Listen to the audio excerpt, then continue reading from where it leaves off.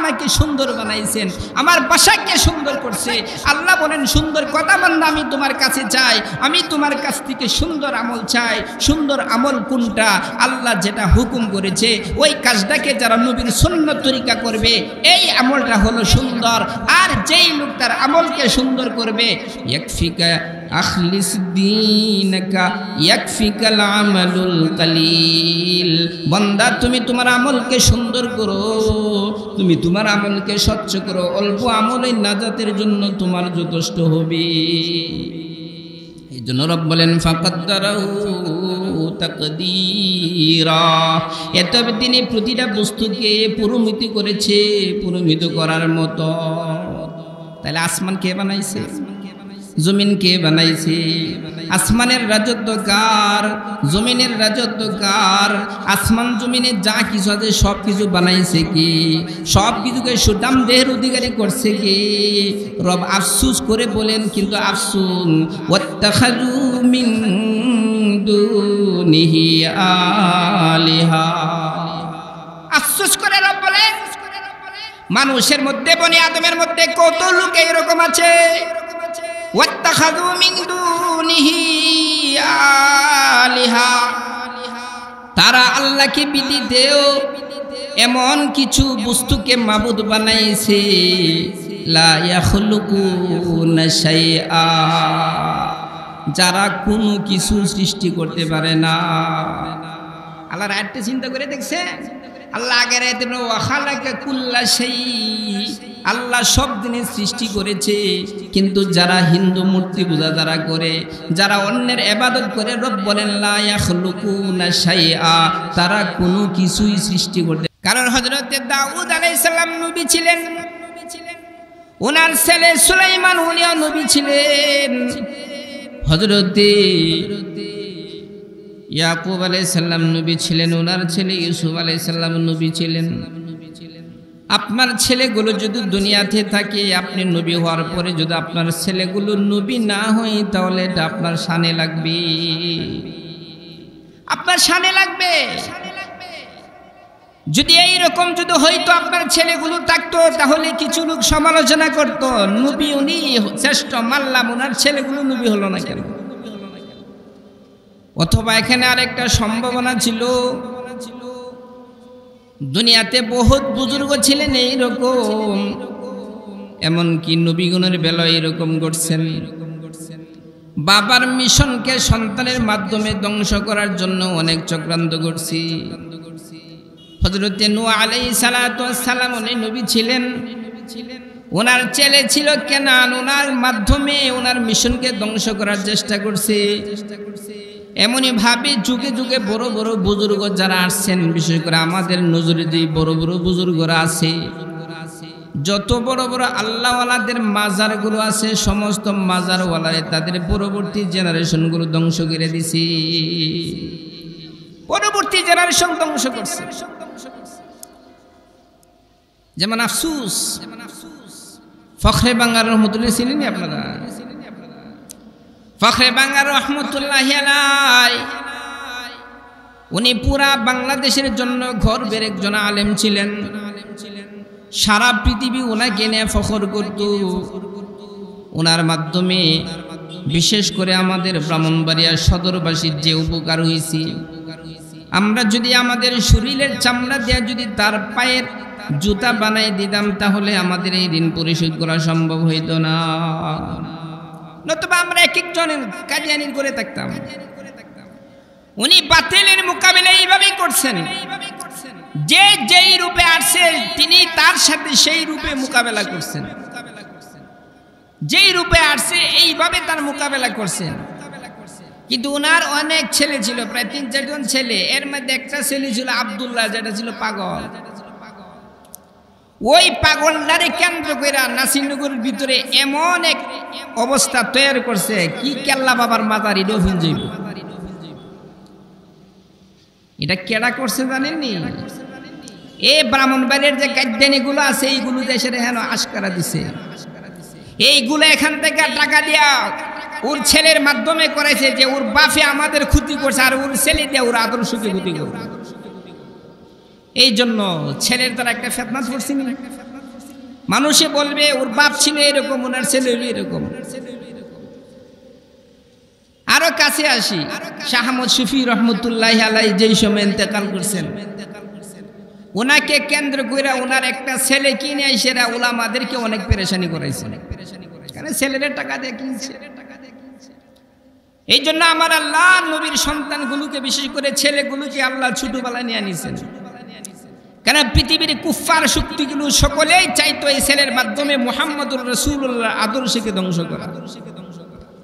এই জন্য আমার আল্লাহ বলেন, হাবিব হিকমত আছে অনেক, আপনি এদের কথার মাধ্যমে আপনার মনকে ছোট করিয়েন না। আপনি শুনে নেন, ইন্না আ'তাইনাকাল কাউসার, নিশ্চয় আমি আল্লাহ আপনাকে কাউসার দান করছি। অর্থাৎ ইন্না আ'তাইনাকাল কুরআন, আমি আপনাকে কোরআন দান করছি।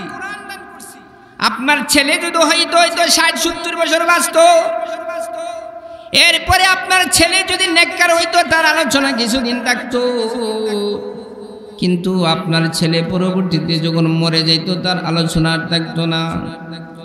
আর ছেলে যদি বন্ড হয়ে যাইতো, নূহ আলাইহিস সালামের ছেলে কেনানের মতন যদি হয়ে যাইতো, তাহলে আপনার নবুয়তের যে একটা মর্যাদা, এই মর্যাদার মধ্যে অনেক বড় একটা দাগ লাগে যাইতো, অনেক বড় একটা দাগ লাগতো। এতে বেরছে দামি জিনিস আমি আপনাকে কোরআন দিলাম, ইন্না আ'তাইনাকাল কাউসার, নিশ্চয় আমি আল্লাহ আপনাকে কোরআন দান করেছি। এই কোরআন হলো আপনার জন্য অনেক বড় একটা নিয়ামত। এতে নিয়ামতের শুকরিয়া স্বরূপ রব নবীকে 2টা হুকুম করেছেন। এক নাম্বার ফাসাল্লিলি, আপনি আপনার প্রভুর জন্য নামাজ পড়বেন, ওয়ানহার, এবং আপনি আপনার প্রভুর জন্য কুরবানি করবেন। কোরআন পাইছেন, এই কোরআন আল্লাহ আমাকে আপনাকে দিবেন। এতে কোরআন হলো আমার আপনার জিন্দেগির সবচেয়ে বড় দামি জিনিস। দুনিয়া যদি সব আমার হাত ছাড়া হয়ে যায়, কোরআন যদি আমার সাথে থাকে, আমি সফল। সাহাবায়ে কেরাম রাদিয়াল্লাহু তাআলা আলাইহিম আজমাইন, এদের দুনিয়া ছিল না, এদের বুদ্ধি ছিল কোরআন। এই জন্য পুরা দুনিয়াটা এদের পায়ের তলে এসে গিয়েছিল। এমনকি এরা ছিল একেবারে ফকির দরবেশের মতো, পরনে ভালো কাপড় ছিল না, ভালো জুতা ছিল না, ভালো পোশাক ছিল না, শরীরের স্বাস্থ্য ভালো ছিল না, কিন্তু পৃথিবীর সুপার পাওয়ার কুফফার শক্তিগুলো, মোটা তাজা শক্তিশালীরা যখন এদের নাম শুনতো, নাম শুনলেই ওনারা বই পাইত। এদের হাতে আর ছিল কোরআন, কিন্তু আমরা কোরআনকে ছেড়ে দিছি, আমরা কোরআনকে ছেড়ে দিছি, দুনিয়াকে ভালোভাবে ধরছি। এত টাকা, এত পয়সা, এত শক্তি, সব কিছু টাকার পরে, এত মুসলমান টাকার পরে আমাদের ইজ্জত আছে না? আমাদেরকে নিয়ে যেভাবে মনে সেইভাবে তামাশা করতেছে। এই জন্য কোরআন হলো আমাদের জন্য অনেক বড় মূল্যবান দামি এক সম্পদ। আমি আপনাদের সম্মুখে কোরআনুল কারীম থেকে, সূরাতুল ফুরকান থেকে আমি কিছু আয়াত তেলাওয়াত করছি। আরো যদি সময় থাকে সামনের দিকে আমি চাইতে থাকবো। লম্বা বিস্তারিত আলোচনা আমি করব না, শুধু এতটুকু কথাগুলো বলবো, যেই কথাগুলো বললে আল্লাহ তাআলার আমাদেরকে কি বলছেন, আল্লাহর কথার মহত্ব আমরা বুঝতে পারবো, শুধু এতটুকু বলবো। সূরার নাম হলো সূরাতুল ফুরকান। এই সূরা মক্কা অবতীর্ণ হয়েছে। কোরআনে কারীমের নাম আছে অনেকগুলো, এর মধ্যে কোরআনে কারীমের স্পেশালি নাম হলো 5টা। এই 5 নামের মধ্যে একটা উল্লেখযোগ্য নাম হলো ফুরকান। ফুরকানের সহজ অর্থ আল ফারিকু বাইনাল হাক্কি ওয়াল বাতিল। অর্থাৎ ফুরকানের একটা অর্থ হলো, ফুরকানের অর্থ হলো যেই জিনিসে যা জেনে, আল ফারিকু বাইনাল হাক্কি ওয়াল বাতিল, হক এবং বাতিল মধ্যে যিনি পার্থক্যকারী, অর্থাৎ যিনি পৃথক করি। হক এবং বাতিলকে যেই জিনিসে পৃথক করে, এটার নাম হলো কোরআন। কেননা এই পৃথিবীতে যত মানুষ আছে, হিন্দুদের ধর্ম নিয়ে খুশি, বুদ্ধদের ধর্ম নিয়ে খুশি, খ্রিস্টানদের ধর্ম নিয়ে খুশি, ইহুদিদের ধর্ম নিয়ে খুশি। আমরা মুসলমান যারা আছি আমরা আমাদের ধর্ম নিয়ে খুশি। মুসলমানদের মধ্যে আরো যত ফেরাকে বাতিল আছে সবাই যার যার মতবাদ নিয়ে খুশি। আমার রব এটাই বলেন, কুল্লু হিজবিম বিমা লাদাইহিম ফারিহুন। প্রতিটা দল তাদের নিকট যা আছে তা নেই তারা খুশি। হিন্দুরা বলে আমাদের ধর্ম হলো সত্য, বৌদ্ধ বলে আমাদের ধর্ম সত্য, খ্রিস্টান বলে আমাদের ধর্ম সত্য, ইহুদি বলে আমাদের ধর্ম সত্য। আমার রব কোরআনের মাধ্যমে জানাইছে না, ইন্নাদ-দীনা ইনদাল্লাহিল ইসলাম। আল্লাহর নিকট গ্রহণযোগ্য ধর্ম, আল্লাহর নিকট একমাত্র মনোনীত ধর্ম হলো ইসলাম। ওয়া মাইয়াবতাগি গায়রাল ইসলাম দীনান ফালাই ইউকবালা মিন। যেই ব্যক্তি ইসলাম ছাড়া অন্য ধর্ম তালাশ করবে, যেই ব্যক্তি ইসলাম ছাড়া অন্য ধর্ম অন্বেষণ করবে, তা কখনো আল্লাহর নিকট গ্রহণ হবে না, তা কখনো না। এতে হিন্দু ধর্ম বাতিল, খ্রিস্টান ধর্ম বাতিল, ইহুদি ধর্ম বাতিল, কাদিয়ানি বাতিল। এটা কেমনে বুঝলাম? কোরআনের দ্বারা। এই জন্য এই সূরার নাম হলো সূরাতুল ফুরকান, আল ফারিকু বাইনাল হাক্কি ওয়াল বাতিল। কোরআন হক এবং বাতিলের মধ্যে ফাইসালাকারী, পৃথককারী। নরমালি ফাইসালা না, কোরআনের মাধ্যমে আল্লাহ হকটাকে সূর্যের মতন উদ্ভাসিত করে দেয়, আর বাতিলটাকে আমাবস্যার রজনীর মতো অন্ধকার স্বরূপ হিসেবে জাতির সামনে পেশ করি। এটা হলো কোরআন। এই জন্য রব শুনেন, রব কি বলেন? তাবারাকাল্লাযী নাজ্জালাল ফুরকানা আলা আবদিহি লিয়াকুনা লিল আলামিন নাযীরা। হে জগৎবাসী তোমরা শোনো, আমি ফুরকান অবতীর্ণ করেছি আলা আবদিহি। তাবারাকাল্লাযী, বরকতময় ওই সত্তা, নাজ্জালাল ফুরকান, যিনি ফুরকানকে অর্থাৎ ফাইসালাকারী কিতাবকে অবতীর্ণ করেছে আলা আবদিহি, নিজ বান্দার উপরে। কেন কেন? লিয়াকুনা লিল আলামিন নাযীরা, যাতে করে তিনি বিশ্ববাসীর জন্য বই প্রদর্শন হয়, অর্থাৎ যাতে করে সারা পৃথিবীবাসীকে তিনি বই দেখান। আল্লাহ তাআলা কোরআনের মাধ্যমে রাসূলকে পাঠাইছেন, অর্থাৎ রাসূলকে আমার আল্লাহ কোরআন দিছে, দিয়েছে রাত এই জগৎবাসীকে আমার আল্লাহ কোরআনের ধারা বই দেখাইতেছেন। ভয় কি? যেইগুলো জাহান্নামের পথ, এই পথের ব্যাপারে আমাদেরকে সতর্ক করতেছেন। যেই পথ জান্নাতের পথ, এই পথের ব্যাপারে আমাদেরকে রাসূলের মাধ্যমে আল্লাহ সুসংবাদ দিতেছে। আমার রব বলেন, বরকতময় ওই সত্তা, যিনি ফুরকানকে তার বান্দার উপরে নাজিল করছে। আমার আল্লাহ বরকতময়তে আল্লাহর পক্ষ থেকে যেটা আসছে এটাও হলো বরকতময়, এটাও বরকতময়। কোরআন হলো বরকতময়। আজকে আমাদের বরকত নাই। বরকত না থাকার কারণ হলো আমাদের কাছে দুইটা জিনিস নেই। কয়টা জিনিস বলেন? কোরআন, যারা কোরআনকে ধরবে। দ্বিতীয় নম্বর হলো যারা সদা সর্বদাই হুজুর হালতে থাকবে। আমার আল্লাহ এদেরকে বরকত দিবে, এরা খুব শানজগতে চলবে। অল্প হইলে দেখবেন ওরা খুব শানজগতে চলে। যেমন আমাদের মধ্যে অনেক লোকেরা গো মাশাআল্লাহ হুজুর যারা আছে এরা অল্প টাকাতে থেকে সুন্দর দিকে চলে। কেন চলে জানুনি? এই জন্য চলে, এদের সম্পর্ক হলো আল্লাহর কালামের সঙ্গে। কেন তারা চলে? তাদের এই অল্প জিনিসের মধ্যে বরকত দিয়ে। আরেকটা কারণ হলো তারা সদা সর্বদাই উজু অবস্থায় থাকে। মুসলমানদের হাতিয়ার ছিল দুইটা। এক, মুসলমান কোরআনকে ধরবে। দ্বিতীয়ত, মুসলমান সদা সর্বদাই পবিত্র অবস্থায় থাকবে।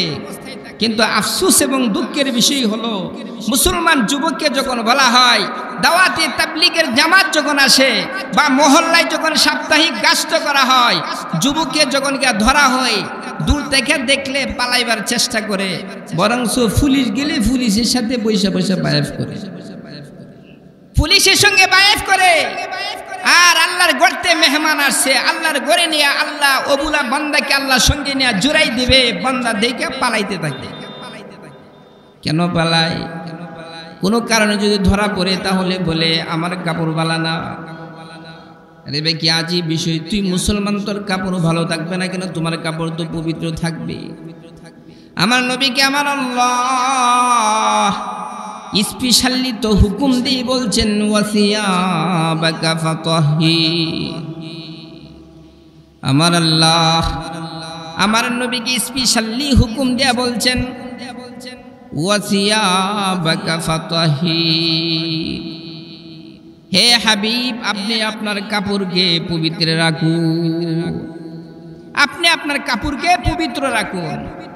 আমার আল্লাহ নবীকে হুকুম করছেন। নবীজির কাপড়কে কি অপবিত্র রাখতে?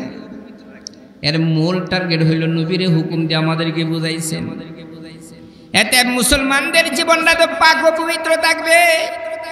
গোসল ফরজ হলে সাথে সাথে গোসল আদায় কইরা নিবে। সম্ভব হলে সারাদিন উজু রাখবে। সম্ভব যদি সারাদিন না হয় কমপক্ষে নামাজের সময় তুমি উজু করবাই। এক এক ওয়াক্ত যদি তুমি উজু করো তাহলে এক এক ওয়াক্তের উজু কমপক্ষে তোমার 1 ঘন্টা করে থাকবে। আর যদি 5 ওয়াক্ত যদি নামাজও তুমি উজু করো তাহলে তোমার উজুগুলো 1 ঘন্টা করে যদি থাকে তাহলে প্রতিদিন আমার আপনার শরীরটা কমপক্ষে 5 ঘন্টা পাক থাকে। 5 ঘন্টা। আর যদি ঘুমানোর আগে যদি উজু করা হয় তাহলে তো আমি পুরাটা রাত আমি পবিত্র অবস্থায় ঘুমাই গেলাম। এই জন্য রব বলেন তাবারাকাল্লাযী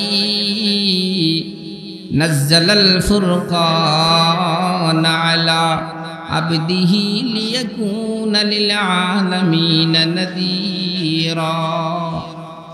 বরকতময় সত্তা যিনি তার বান্দার উপরে ফুরকানকে নাজিল করেছেন, লিয়াকুনা লিল আলামিনা নাযীরা, যাতে করে তিনি পৃথিবীবাসীকে জগৎবাসীকে বই প্রদর্শন করি। কোরআন কোন বরকতময় সত্তা থেকে নাযিল হইছে? ওয়াল্লাযী লাহু মুলকুস সামাওয়াতি ওয়াল আরদ, যার জন্যই হলো আসমান জমিনের রাজত্ব। অর্থাৎ আসমানের মালিক যিনি, জমিনের মালিক যিনি, কোরআন নাজিল করেছেন তিনি। আসমানের মালিকে কোরআন নাজিল করেছে। এটা দুনিয়ার কোন নেতা, দুনিয়ার কোন মানুষের পয়গাম এটা মনে করিও না। আসমানের মালিক যিনি, জমিনের মালিক যিনি, তার পক্ষ থেকে কোরআন আসছে। আবার উনি কে? ওয়ালাম ইয়াত্তাখিয ওয়ালাদা, তিনি কোনো সন্তান গ্রহণ করেন না। দুনিয়াতে আমরা একজন নেতার চিঠি কোনো কাগজের গুরুত্ব দেই না, এই জন্য কারণ দ্বিতীয় একটা নেতা আছে। আমার আল্লাহ বুঝাইছেন, হে জগৎবাসী সাবধান, আমি আল্লাহর পক্ষ থেকে কোরআন আসছে। তোমরা এই কোরআনকে অন্য অন্য নেতার চিঠির মতো, কাগজের মতো তোমরা মনে করিও না। যেটাকে যদি গুরুত্ব না দেয় তাহলে আরো একজন হয়তো আছে। রব বলেন, আমার কোনো সাথী নাই, আমার কোনো সঙ্গী নাই, আমার কোনো বন্ধু নাই। হাত্তাকে ওয়ালাম ইয়াত্তাখিয ওয়ালাদা, তিনি কোনো সন্তানও গ্রহণ করেন না।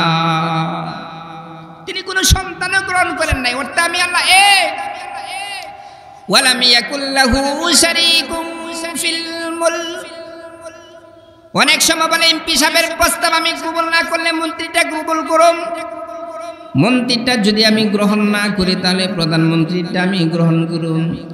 আমার রব বলেন না, ওয়ালাম ইয়াকুল লাহু শারীকুম ফিল মুলক, তার রাজত্বের মধ্যে কোনো অংশদারিত্ব নাই, কোনো অংশদারিত্ব নাই। এই জন্য আল্লাহ অন্যায়তেন ওয়ালিল্লাহি মুলকুস সামাওয়াতি ওয়াল আরদ, আসমান জমিনের রাজত্ব শুধু আল্লাহ। আসমানে যা আছে সব কিছু হলো আল্লাহর। এখন আমাদের মনে আবার প্রশ্ন জাগতে পারে, আসমানের মালিক হলো আল্লাহ, জমিনের মালিক হলো আল্লাহ, সন্তান গ্রহণ করেন নাই তিনি কাউকে, মানলাম তার রাজত্বে কোনো শরীক নাই, কিন্তু তার রাজত্বে যেইগুলো আছে এইগুলো মনে হয় অন্য কেউ বানাইছে। ধরে রাখি, কল্পনা করে যেমন আমাদের দেশের রাষ্ট্র চালাইতেছে বর্তমান ডক্টর ইউনূস, বাংলাদেশের মালিক হইল উনি, কিন্তু আমাদের জনগণকে কি সে বানাইছেনি? সে বানাইছে জনগণকে। আমার আল্লাহ তাআলা বলেন আমি আল্লাহ হইলাম আসমানের মালিক জমিনের মালিক। এতে তোমাদের মনে প্রশ্ন জাগতে পারে আসমান বানাইছে আল্লাহ, জমিন বানাইছে আল্লাহ, কিন্তু আসমান জমিনে যা কিছু আছে হয়তো এইগুলো করছে অন্য কোন একজন না।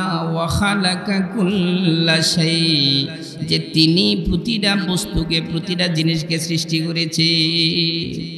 আসমানে যা আছে তাও তিনি সৃষ্টি করছেন, জমিনে যা আছে তাও তিনি সৃষ্টি করছেন, আসমানের ভিতরে যা আছে তাও তিনি সৃষ্টি করছেন, জমিনের ভিতরে যা আছে তাও তিনি সৃষ্টি করছেন। মোট কথা সব জিনিস তিনি সৃষ্টি করছেন। এখন প্রশ্ন থাকে আল্লাহ বানাইছে, আল্লাহ কেমন কারিগর? আমাকে দুনিয়াতে অনেক কারিগর আছে, অনেক রাজমিস্ত্রি আছে, দক্ষতা নাই, বিল্ডিং বানাইলে বিল্ডিং বাঙ্গল লাগে। দুনিয়াতে অনেক ডাক্তার আছে, ডাক্তারের চিকিৎসা করলে জীবন ধ্বংস হয়। আমার রব বলেন আমি কেমন কারিগর তোমরা শুনো। ফাকাদ্দারাহু তাকদীরা, এতে তিনি প্রতিটা জিনিসকে পরিমিত করেছে, পরিমিত করার মতো, যেটা যেই রকম হওয়ার এইরকম ভাবে বানাইছেন। আমাকে আপনাকে আবার আল্লাহ আমাদের প্রত্যেকের নিজ 3.5 হাত লম্বা করে বানাইছে। আমার বুড়ির সাথে আমার চেহারার সঙ্গে আমার চোখটা যেই রকম দরকার, আমার আল্লাহ আমাকে এইরকম চোখ দান করছি। আমার দেহের সঙ্গে আমার হাতগুলো যেই রকম দরকার, আমার আল্লাহ আমাকে সেই রকম হাত দিছি। আমার হাত অনুযায়ী আমার হাতের আঙ্গুলগুলো যেই রকম দরকার সেই রকম আল্লাহ আমাকে আঙ্গুল দান করছি। আমার আঙ্গুলগুলো অনুযায়ী আমার যেই রকম হাতের আঙ্গুলের মধ্যে নখ দরকার, আমার আল্লাহ সেইভাবে নখ দান করছে। আমার রব বলেন আমার বান্দা,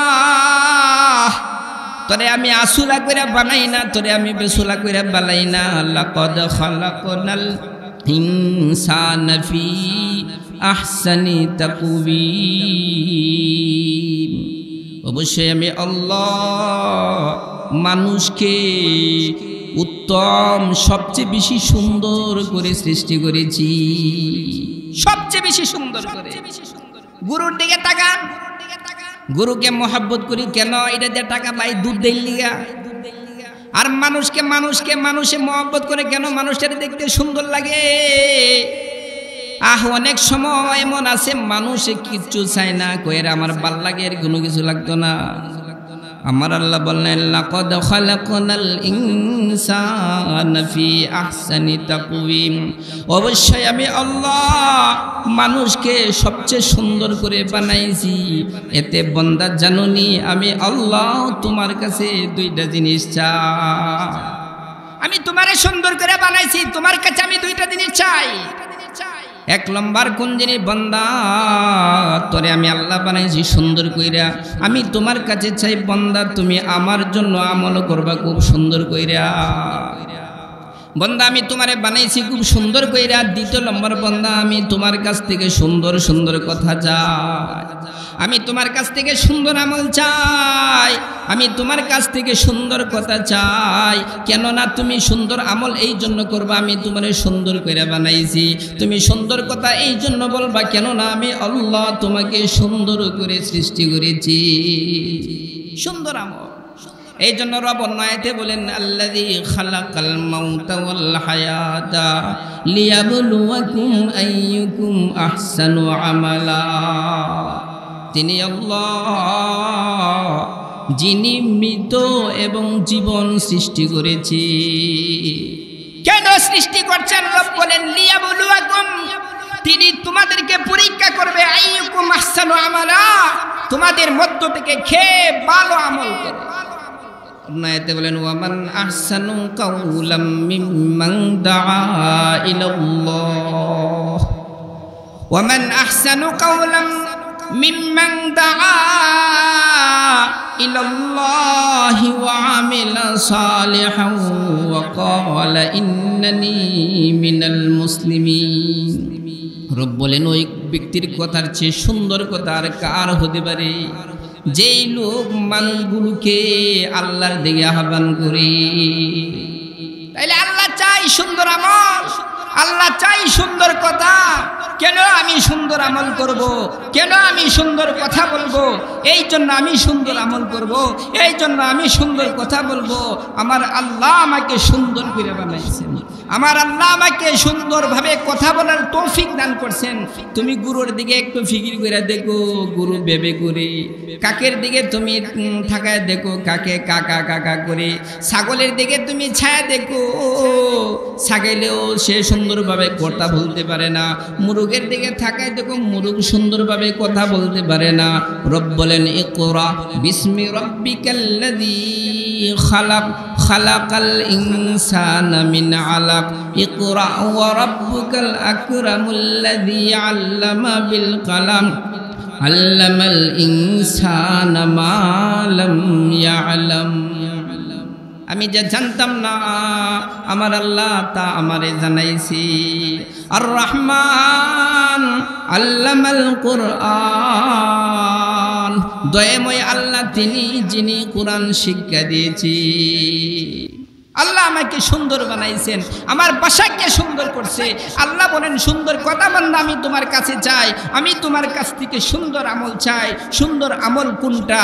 আল্লাহ যেটা হুকুম করেছে ওই কাজটাকে যারা নবীর সুন্নত তরিকা করবে এই আমলটা হলো সুন্দর।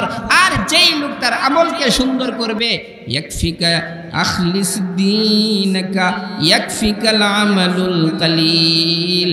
বান্দা তুমি তোমার আমলকে সুন্দর করো, তুমি তোমার আমলকে স্বচ্ছ করো, অল্প আমলে নাজাতের জন্য তোমার যথেষ্ট হবে। এই জন্য রব বলেন ফাকাদ্দারাহু তাকদীরা। এত তিনি প্রতিটা বস্তুকে পরিমিত করেছে, পরিমিত করার মতো। তাহলে আসমান কে বানাইছে? জমিন কে বানাইছে? আসমানের রাজত্ব কার? জমিনের রাজত্ব কার? আসমান জমিনে যা কিছু আছে সব কিছু বানাইছে কি? সব কিছুকে সুদাম দেহের অধিকারী করছে কি? রব আফসুস করে বলেন, কিন্তু আফসুন ওয়াত্তাখাযু মিন দুনিহি আলিহা।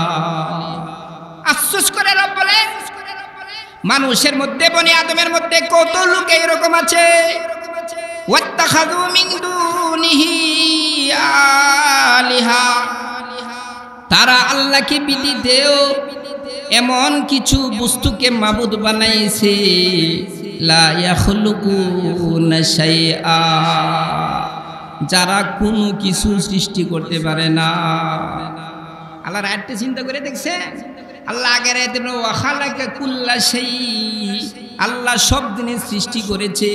কিন্তু যারা হিন্দু মূর্তি পূজা যারা করে, যারা অন্যের ইবাদত করে, রব বলেন লা ইয়াখলুকুনা শাইআ, তারা কোনো কিছুই সৃষ্টি করতে পারে না, তারা কিচ্ছু পারে না।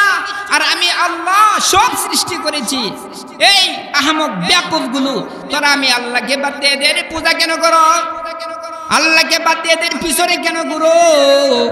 ওহুম ইউখলাকুন, বরঞ্চ তাদেরকে তো সৃষ্টি করা হয়েছে। মূর্তিগুলো কে বানাইছে? দুর্গা যে বানাইছে, দুর্গারে কে বানাইছে? কালিমা কে বানাইছে? মাজারও গিয়া যে বকি মারে, মাজারটা কে বানাইছে? মাজার তো মানুষ বানাইছে। দুর্গা বানাইছে মানুষ, কালিমা বানাইছে মানুষ। তাইলে যেইগুলো নিজে হইতে পারে না অন্যরা বানাইছে, এইগুলোরে তোমরা কিভাবে মানুষ হিসাবে, এইগুলোকে তোমরা কিভাবে মাবুদ হিসাবে কবুল করো? কিভাবে? অন প্রশ্ন থাকে। সমস্যা কি? যদি লাভ হয় তাহলে কিছু করলাম। আল্লাহ বলেন লা ইয়ামলিকুনা লিআনফুসিহিম যাররান ওয়ালা নাফআ। আরে বেকো, হে তোর উপকার করবে দূরের কথা। লা ইয়ামলিকুনা, তারা মালিক নয়, লিআনফুসিহিম, তাদের নিজের, যাররান ওয়ালা নাফআ, ক্ষতি করার উপকার করার নিজেরই কোনো মালিক না, সে আবার তোমার কিভাবে উপকার করবে? এই বেকুম লা ইয়ামলিকুনা মাউতান ওয়ালা হায়াতান ওয়ালা নুশুরা, তারা মৃত্যুর মালিক নয়, তারা জীবনের মালিক নয়, এমনকি মৃত্যুর পরে পুনরায় হাসরের মাঠে উঠানোর মালিকও তারা নয়। এতে মৃত্যুর মালিক হইলাম আমি আল্লাহ, জীবনের মালিক হইলাম আমি আল্লাহ। কিয়ামতের মাঠের মালিক হইলাম আমি আল্লাহ। এটাই যখন আমরা নামাজ পড়ি বলি মালিক ইয়াউমিদ্দিন, চিরস্থায়ী প্রতিদান দিবসের মালিক হলো আল্লাহ। নবীজি ওয়াজ করছে এইভাবে। নবীজির ওয়াজে কোনো খুদ আসেনি। নবীজি ওয়াজ করে কোরআন দিয়া মক্কার কাফিরগুলো গো কিরে হে এইগুলো কি গো। وقال الذين كفروا إن هذا إلا إفك। আমার আল্লাহ বলেন আমার হাবিব এত সুন্দর করে কোরআনের মাধ্যমে এদেরকে বোঝায়, কিন্তু কাফিরগুলো বলেন وقال الذين كفروا, কাফিররা বলি ইন হাযা ইল্লা ইফক, যে এটা শুধু মিথ্যা। ইফতারাহু, যা সে রটনা করে। ওয়ানাহু আলাইহি কওমুন আখারুন, এটা রটনা করার জন্য তাকে অন্য আরেকটা সম্প্রদায় তাকে সাহায্য করে। আমার নবীজি একজন বৃদ্ধ ইহুদি ছিল। নবীজি প্রায় সময় এদের কাছে যাইতেন, গিয়া বসতেন। নবীজি যখন কোরআন এদেরকে শোনাইতে বুঝছি মোহাম্মদ এই ইহুদিরার কাছে গিয়া শিখে, আর আমরার কাছে আইসা এইগুলো বলে আরে এটা হইলো তার দান্দা, এটা হইলো তার কি দান্দা। আমাকে মধ্যে আছে না অনেক লোক, হ্যাঁ আলেম ওলামা যখন কোরআন হাদিসের কথা বলে তারে মোল্লারা তো দামদামি করে, কি করে তাই না? খুব বালা, তুমি তোমার দামদামি বইয়া থেকো। মোল্লারা কি দামদামি করে না কি করে?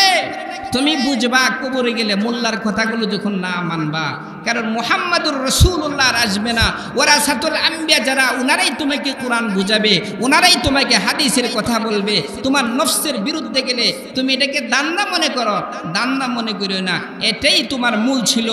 এমন তোমার মতো দান্দা মনে করতো মক্কার কাফেররা।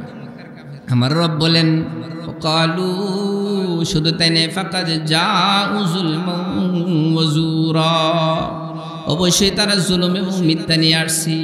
এরা বলে কালু আসাতিরুল আউয়ালিন, মক্কার কাফেররা বলে মুহাম্মদ যে কাল গল্প কাহিনী শোনায় এগুলো হলো পূর্বকার লোকদের গল্প কাহিনী। ইক্তাদা বাহা, সে এইগুলোকে লেখে ফাহিয়া তুমলা আলাইহি বুকুরাতুন ওয়া আসিলা, এতবার লেখা এইগুলো তার নিকট সকাল সন্ধ্যা এগুলো পাঠ করা হয়, সকাল সন্ধ্যা পাঠ করে। আমরা আসরের নামাজ পড়ে আমরা বসি, ইমাম সাহেব দেখেন না ফিরে বসি।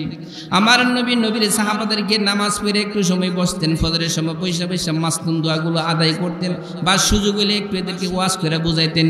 এই জালেমগুলো বলে মুহাম্মদকে তার সমস্ত অনুসারে মিল্লা বলে, এই জন্য হ্যাঁ এসে আমাদেরকে শোনা। আউযুবিল্লাহ, আমার নবীজি এইগুলো বলতেন। এই জন্য আমার আল্লাহ তো এই গাদা জালেম পতাকার ওয়াইন কুনতুম ফি রাইবিম মিম্মা নাযালনা আলা আবদিনা ফাতু বিসূরাতিন মিন মিসলিহি, আমি আমার বান্দার উপরে জান নাজিল করেছি, তার ব্যাপারে যদি তোমাদের সংশয় হয়, আমি আল্লাহ যে একটা কোরআন দিয়েছি তোমরা তার মধ্যে একটা কোরআন নিয়ে আসো। আনন্দ একটা লয়া মুহাম্মদ যেমন মানুষ তোমরা তো তেমন মানুষ, মুহাম্মদ যে সম্প্রদায়ের তোমরা সেই সম্প্রদায়ের, মুহাম্মদ যে দেশের তোমরাও সে দেশের, মুহাম্মদের ভাষা যেটা তোমাদের ভাষাও সেটা, তোমরা যেই শহরের অধিবাসী মুহাম্মাদুর রাসূলুল্লাহ সেই শহরের অধিবাসী, তোমরা যেই উপত্যকার অধিবাসী মুহাম্মাদুর রাসূলুল্লাহ সেই উপত্যকার অধিবাসী, এতে তোমরা একটা নিয়ম। আল্লাহ বলেন ফা ইল্লাম তাফআলু, যদি তোমরা না পারো, ওয়ালাং তাফআলু, মনে রেখো কখনো পারবে না, কোরআন পারবে না, কারণ এটা মুহাম্মাদুর রাসূলুল্লাহ বানাই না, ওনাকে ওনার অনুসারী কেউ বলে নাই। এই জন্য রব বলেন, রব এখন জবাব দে, আমার নবীর উপর আঘাত দিছে না, রব জবাব দে, হে হাবিব, তারা বলে আপনি এইগুলো রটনা করেন, তারা বলে আপনাকে অন্য সম্প্রদায়ের লোকগুলো সাহায্য করে, তারা বলে আপনার সাথীরা আপনাকে শিক্ষা দে। আপনি বলেন কুল আনজালাহুল্লাযী ইয়ালামুস সিররা ফিস সামাওয়াতি ওয়াল আরদ, হে হাবিব আপনি বলে দেন মক্কার কাফেরদেরকে যে আনজালাহুল্লাযী, কোরআন নাজিল করেছে ওই সত্তা, ইয়ালামুস সিররা ফিস সামাওয়াতি ওয়াল আরদ, যিনি আসমান এবং জমিনের ভেদ সমূহ জানে। যিনি আসমান এবং জমিনের বেদ সমূহ জানে, খালি প্রকাশ্য বিষয় এইরকম না, গায়েবী বিষয় খালি এইরকম না, যেইগুলো ভবিষ্যৎ হবে এইগুলো জানে। ওই আল্লাহর পক্ষ থেকে কোরআন আসছে, জালিমগুলো আমার হাবিব তোরা কি তাহলে আল্লাহর পক্ষ থেকে জবাব দিছিনি, এখন এরা আটকাই গেছে। কি গেছে? এখন আটকে গেছে। আরে কি করলো আমার রব? অহনের মনে একটা কষ্ট, কোরআন যদি মানি তাহলে আমরা তো অপরাধ করছি অনেক, নবীরে কষ্ট দিছি, নবীর সাহাবাদেরকে কষ্ট দিছি, ইসলাম নিয়ে অনেক সমালোচনা করেছি। এত আমি যদি এখন যদি কোরআনকে না মানি যদি তাইলে আমার কি কাজ আসবে? আমার রব বলেন ইন্নাহু কানা গফুরুর রহিমা, নিশ্চয় তিনি অতি দয়ালু অতি ক্ষমাশীল। হে আবু জেহেল উতবা সাইবা, হে আমার বান্দা বান্দি, তোরা বুঝোস না, তোরা জানোস না, এতে তোরা যদি তওবা করে যদি আমার নবীর কালিমা কবুল করস, আমি আল্লাহ গাফুর হিসাবে তোদের গুনাহ মাফ করে দিব, আর রাহিম হিসাবে তোদের গুনার জায়গায় আমি আল্লাহ নেক দ্বারা পাল্টাই। যেগুলোর দিলে মোহর মারছে এগুলো কামইব। কালু মা লিহাযার রাসূল ইয়াকুলুত তাআমা ওয়া ইয়ামশি বিল আসওয়াক। মক্কার কাফেররা আমার নবীর ব্যাপারে আরেকটা প্রশ্ন তারা ছাড়ছে, তারা বলে মা লিহাযার রাসূল, এটা আবার কোন ধরনের রাসূল? ইয়াকুলুত তাআম, যে সে খাবার খায়, ওয়া ইয়ামশি ফিল আসওয়াক, সে আবার বাজারে যায়। ইলা কি রাসূল হলো নাকি? রাসূল এলে খাওন যেত না, রাসূল এলে বাজারে যাওয়ান যেত না। আরে জালেমের ঘরে জালেম, তুই এক বউলে সেরে সকালবেলা ঘুম তুইতে তোর নামাজ নাই রোজা নাই, বেগলে বাজারে দৌড়াস। আমার নবীর স্ত্রী তো একজন ছিল না, 11 জন বিবি ছিল। সংসারের ব্যাপারে আমার নবী বড় দায়িত্বশীল ছিল। আমার নবী বাজারে গেছে বতনের লাইগা না, আমার নবী বাজারে গেছে খাওয়ানোর লাইগা না। হাদিসের কিতাবে আসছে আমার নবী বাজারে যায় সেরে মানুষদেরকে দিনের দাওয়াত দিতেন, বিবাহের অনুষ্ঠানে যায় দিনের দাওয়াত দিতেন, এমনকি মৃত বাড়িতে যায় দিনের দাওয়াত দিতেন, রাস্তাতে দিনের দাওয়াত দিতেন, পাহাড়ের গাঠিতে দিনের দাওয়াত দিতেন, সব জায়গায় আমার নবীজি শুধু দিনের দাওয়াত দিতে। এরা নবীর উপরে এসকাল করছে, এরা ভাত খাই কি লিগা? আজকে আমাদের মধ্যে কিছু লোক আছে, হ্যাঁ বলতে থাকে, আরে মোল্লা মলির রতলাটিয়ার দরকার আছে, মোল্লা মলির এত টাকার দরকার আছে, মোল্লা মলির এত শান চকুত হইব কি লিগা? আমার রব বলেন হায় জালেমগুলো তোরা শোনো, এর জবাব দিবে আমার আল্লাহ পরে। আরেকটা এসকাল করছে, লাউলা উনজিলা ইলাইহি মালাকুন ফায়াকুনা মাআহু নাযীরা। মুহাম্মদ বলে উনি আল্লাহর পক্ষ থেকে আসছে, ওনাকে কোরআন দেওয়া হয়েছে আল্লাহর পক্ষ থেকে।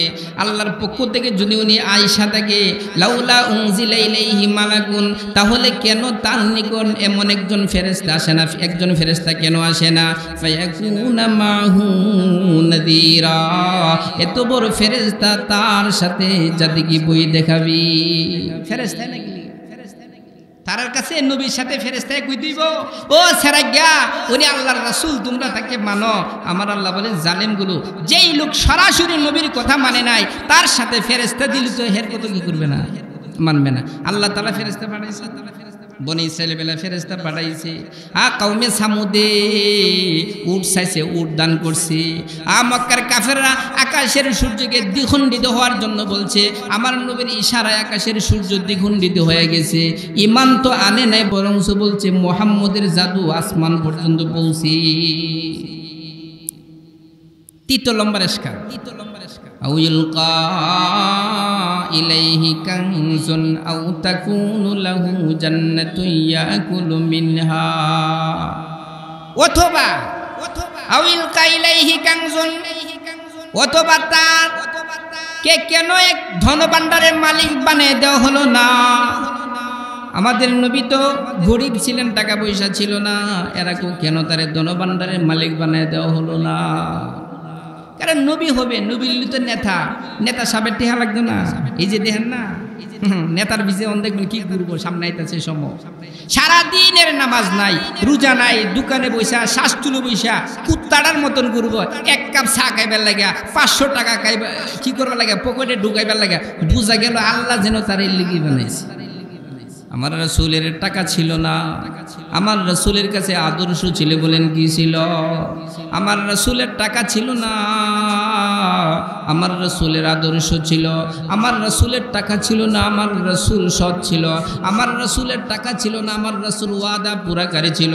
আমার রাসূলের টাকা ছিল না, আমার রাসূল মানুষকে সঠিক হেদায়েতের দিকে ডাকত। এই জালেমগুলো নেতা কারে কছিনস? নেতা হইতে হইলে দুইটা গুণ লাগবে। এক নম্বর চরিত্র ভালো হইতে হইব, দ্বিতীয় নম্বর নেতার কাজ হইব সদা সর্বদাই জনগণকে ভালো দিকে ডাকা। আমার রাসূলের চরিত্র ছিল ভালো, আমার রাসূলের গুণ ছিল মানুষকে জান্নাতের দিকে ডাকতো।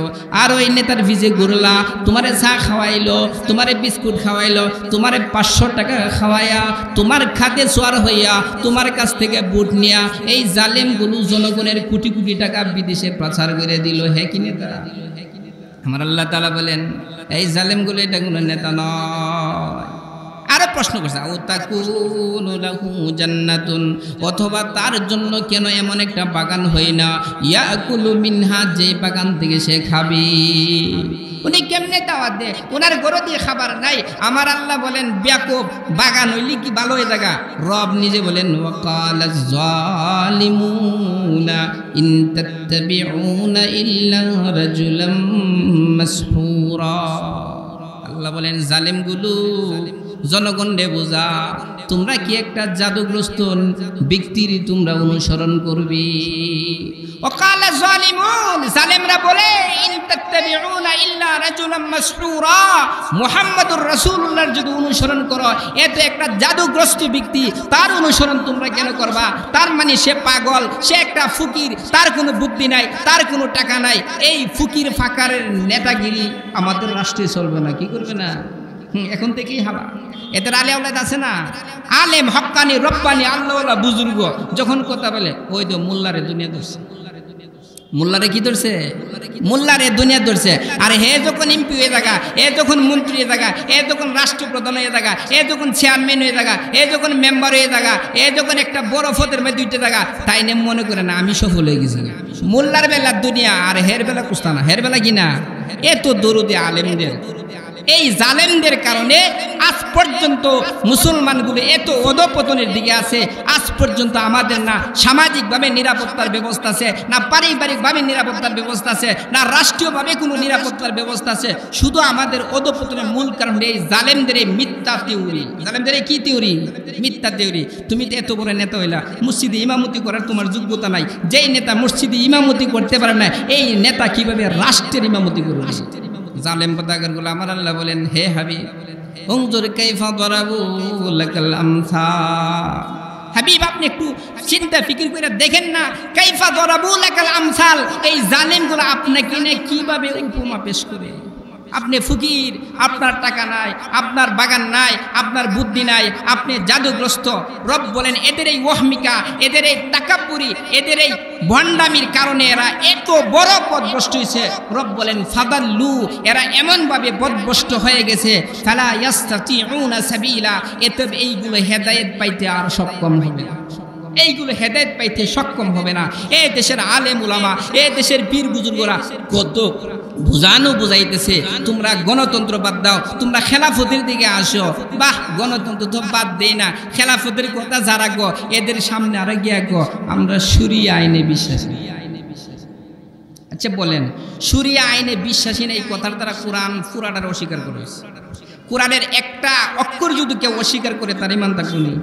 আর যেই জাতি, যেই লিডারে বলে পুরা শরিয়াকে অস্বীকার করি, এর ইমান আসেনি। এরে যারা লেয়ার নাচানাচি উঠবে হেদিন ইমান থাকবো নি। আজকে আমাদের অবস্থান কত দূরে ছইলে গেছে। আমার আল্লাহ আফসুস করে বলেন জালেমগুলো আমার নবীর বাড়ি চাস, আমার নবীর বাগান চাস, আমার নবীর ঘর চাস। তাবারাকাল্লাযী ইন শাআ জাআলা লাকা খায়রাম মিন যালিকা জান্নাতিন তাজরি মিন তাহতিহাল আনহার। বরকতময় ওই সত্তা যিনি, যে যদি তিনি চায় যে আপনার জন্য এর চেয়ে আরো উত্তম জিনিসের ব্যবস্থা করবে, এর চেয়ে আরো উত্তম। রব বলেন জান্নাতিন তাজরি মিন তাহতিহাল আনহার, এমন জান্নাতের ব্যবস্থা করবে যে জান্নাতের নিজ দিয়ে ঝর্ণাগুলো জারি থাকবে। ওয়াজআল লাকা কুসুরা, তিনি যদি চায় তাহলে হাবিব আপনার জন্য অনেক অনেক অট্টালিকা তিনি বানাই দিবে। হাবিব দুনিয়াতে আমি আপনাকে দেই না, বাল কাযাবু বিসসাআ, এ হাবিব বরং জালেমগুলো কিয়ামতকে অস্বীকার করে। ওয়া আ'তাদনা লিমান কাযাবা বিসসাআতি সাঈরা, আর আমি আল্লাহ যেই লোক আখিরাতকে মিথ্যা প্রতিপন্ন করে কিয়ামতকে অস্বীকার করে আমি আল্লাহ তার জন্য আগুন প্রস্তুত করে রেখেছি। তার জন্য আগুন, এমন আগুন, আগুন শিক্ষিত আগুন, দুনিয়ার আগুন না। রব বলেন ইদা রাতুহুম মিন মাকানিন বাঈদিন, যখন এই আগুন এই জালেমদেরকে যখন দূর থেকে যখন দেখবে, সামিউ লাহা, এই জালেমগুলো তাগায়ুজাউ ওয়া জাফিরা, জাহান্নামের আগুনের হুঙ্কার তার গর্জন তারা শুনবে।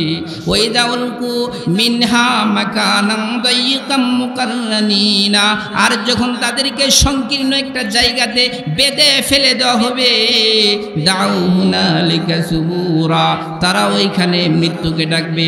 আমার আল্লাহ ফেরেশতাদেরকে ওই সময় বলবে, এবার তাদের সঙ্গে তোমরা একটু মশকারি করো। আমার নবীর ওয়ারাসাতুল আম্বিয়ারা যখন এদেরকে নিয়ে কোরআনের কথা বলতো, এদেরকে ওনারা মশকারি করতো, এখন তোমরা একটু মশকারি করো। ফেরেশতারা বলবেন লা তাদউনাল ইয়াউমা সুবুরাও ওয়াহিদা, আজ তোমরা এক মৃত্যুকে ডাকিও না, ওয়াদউ সুবুর কাসীরা, বরং তোমরা অনেক মৃত্যুকে ডাকো। তার মানে মৃত্যুকে ডাকলে তোমাদের কোনো আজ লাভ না। লা ইয়ামলিকুনা ফিহা, এখানে কোনো মরণ নাই, এখানে কোনো জীবন নাই। লা ইয়ামুতুনা ফিহা ওয়ালা ইয়াহইয়া, এখানে কোনো মৃত্যু হবে না, এখানে কোনো জীবনও থাকবে না। জীবন থাকবে না তার অর্থ হলো এখানে কোনো ইজ্জত থাকবে না। কি থাকবে না? ইজ্জত থাকবে না। এই জন্য রব জবাব দিয়েছেন, কুল আযালিকা খায়র, হে দুনিয়ার জালেমগুলো, তোরা বলতো দেখি দুনিয়ার বাড়ি, দুনিয়ার প্রাসাদ, দুনিয়ার বাগান এটা কি শ্রেষ্ঠ? আম জান্নাতুল খুলদ, নাকি ওই চিরস্থায়ী জান্নাত শ্রেষ্ঠ? আল্লাতী উইদাল মুত্তাকুন, যা মুত্তাকিনদের জন্য ওয়াদা দেওয়া হয়েছে। কানাত লাহুম জাযাআ ওয়া মাসীরা, ওই জান্নাত মুত্তাকিনদের বদলা হবে এবং এটা হবে তাদের বাসস্থান। আমার হাবিবের বাড়ি নাই, আমার হাবিবের বাগান নাই, আমি আমার হাবিবকে আমি জান্নাত দান করব, যে জান্নাতে অসংখ্য গণিত বাগান থাকবে। আমি আমার হাবিবকে, যারা আমার হাবিবের অনুসরণ করবে তাদেরকে আমি আল্লাহ জান্নাত দান করব, যে জান্নাতে অসংখ্য গণিত বালাখানা থাকবে।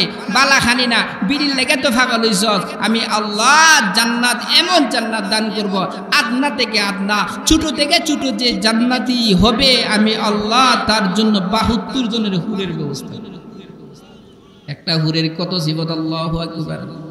এক কিতাবের মধ্যে পড়ছিলাম, জান্নাতের যে হুরগুলো হবে তার হুরের মধ্যে যে চুল থাকবে, এত ছোট ছোট করে চুলের কোপা বাঁধা থাকবে। এক একটা জান্নাতে হুরের মাথার মধ্যে 70,000 চুলের কোপা থাকবে, 70,000। আর এক একটা খোপাকে পরিচর্যা করার জন্য আল্লাহ 70,000 খাদেমার ব্যবস্থা করে। তারা দুনিয়ার এক বিডির লস, এক বিডির খেদমতের লেগে আরেকটার ব্যবস্থা করতে পারস না। আমার নবীকে তোরা খুঁটা দেশ, আমার নবীর বাড়ি নাই, আমার নবীর বাগান নাই, আমার নবীর সাহাবাদের বাড়ি নাই, আমার নবীর সাহাবাদের বাগান নাই। জালেমগুলো দেখবে, জালেমগুলো দেখবে, ফারতাকিবু ইন্নাহুম মুরতাকিবুন। হে হাবিব আপনি অপেক্ষা করেন, হে আমার নবীর সাহাবারা তোমরা অপেক্ষা করো, হে আনেওয়ালা উম্মত ইমানদার মুসলমানেরা তোমরা অপেক্ষা করো। তারাও অপেক্ষা করতেছে। ময়দানে মাশরে খেলা হবে, দেখবে কে সফল আর কে নাকামিয়াব, কে সফল কে নাকামিয়াব। ময়দানে মাশরে এটা দেখা হবে। এই জন্য ভাই দুনিয়ার জিন্দিগি জিন্দিগি নয়, আখিরাতের জিন্দিগি জিন্দিগি। এই দুনিয়া আমাদের জন্য হলো একটা ধোঁকা। এই যে পোস্টার বানানো হয়েছে, এই দিকে তা কত ধরনের কালার দিল, সব কিছু করলো, ওই দিকে কোনো কিছু আসেনি।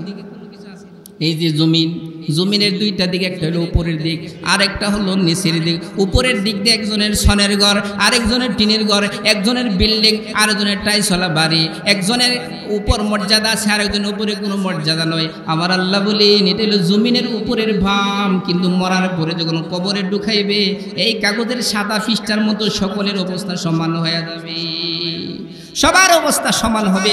বাদশাকে 3.5 হাত মাটি দিয়ে ঢুকাইবে, ফকিরকেও নিয়ে ঢুকাইবে, মুচিকে নিয়ে ঢুকাইবে, মেতরকে নিয়ে ঢুকাবে।